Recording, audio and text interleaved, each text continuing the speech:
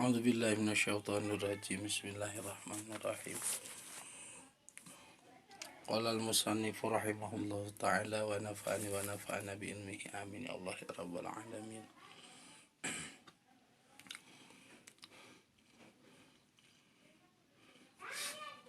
Ieu katerangan bade nguningakeun wirid anu diaos dina wengian Lailatul Qadar. Di antawisna tina sapalina wirid anu kalaku anu kawarid diaos dina wengian Lailatul Qadar disagedengeun istighfar anu rupina Allahumma innaka afuwun karim tuhibbul afwa fa'fu anni ditambih ku ngaoskeun surat Al-Qadar atanapi surat Inna anzalnahu fi lailatul qadr jeung saterasna anu jumlah aosanana nyaeta 40 hiji ditambih ku ngaos doa surat Inna anzalnahuna anu rupina Allahumma ya man huwa yaktafi an jami khalqihi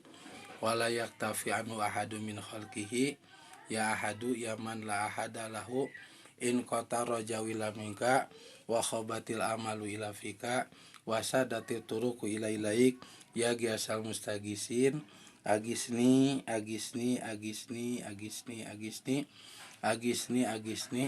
liqadai hajati min kasbil ulumi syar'iyatin nafi'ah hifdiha wa fahmiha wal arzaki wa darahimil katsirah al ajal al-waha asa bihaqi hadis surah seuna 40 hijuang sulan. Salajengna tina sapalihna kautamian ngaoskeun surat Inna anzalnahu wali anu kagungan nami Sayyid al-alim al-alama as-sayyidi Syekh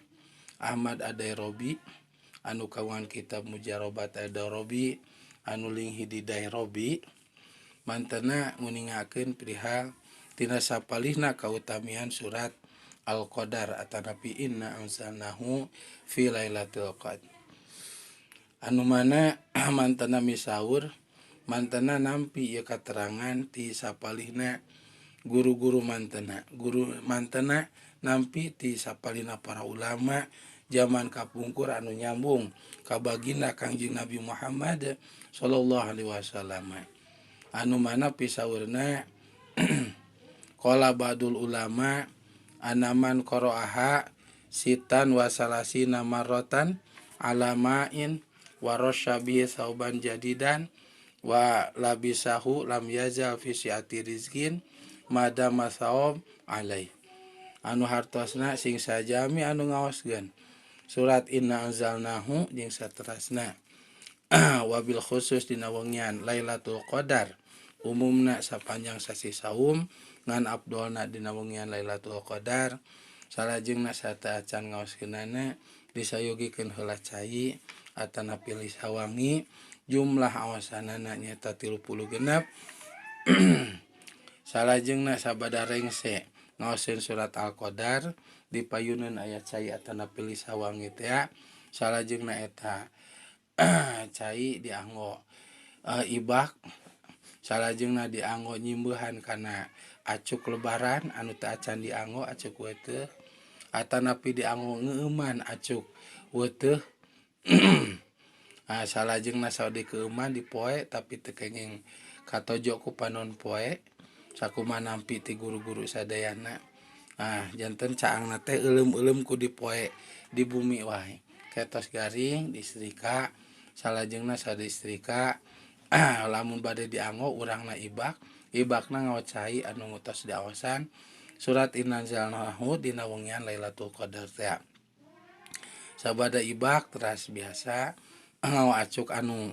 kae ngeuman ku cai doa Inna anzalnahu teh salajengna sabada rapih di lisahan nganggo lisah wangi anu diaosan Inna anzalnahu teh mangka fadilahna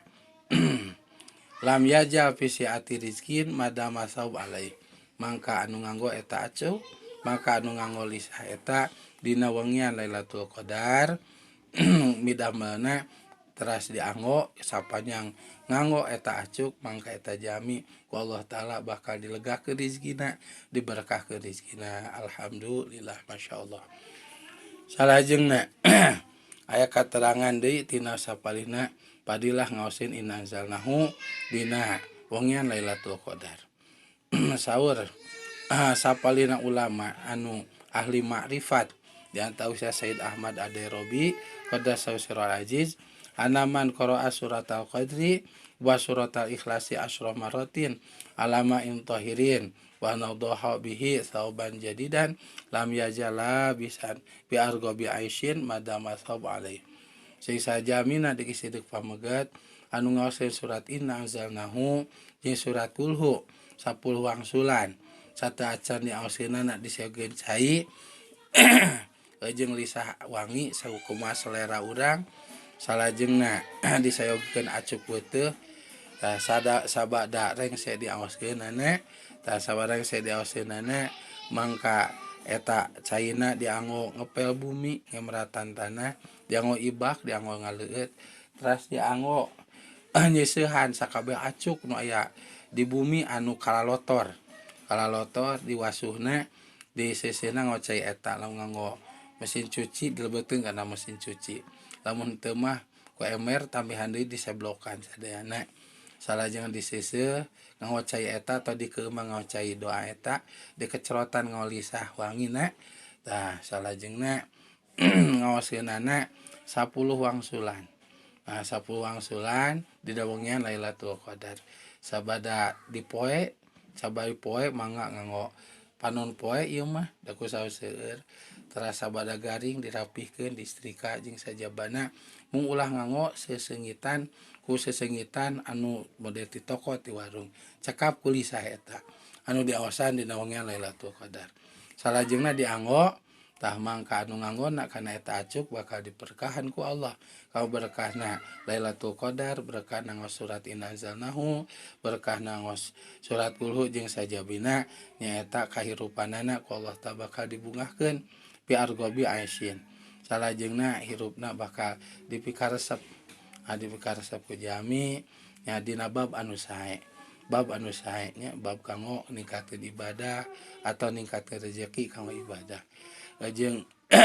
kasayan nu sanesna aku berkahna ngaoskeun surat inna anzalnahu jeung kulhu dina wengian Lailatul Qadar masyaallah mugi-mugi urang sing tiasa ngalaksanakeunana kanggo sasi saum ayeuna tahun 1440 Hijriah Lailatul Qadarna jatuh dina maleman 27 berarti wengi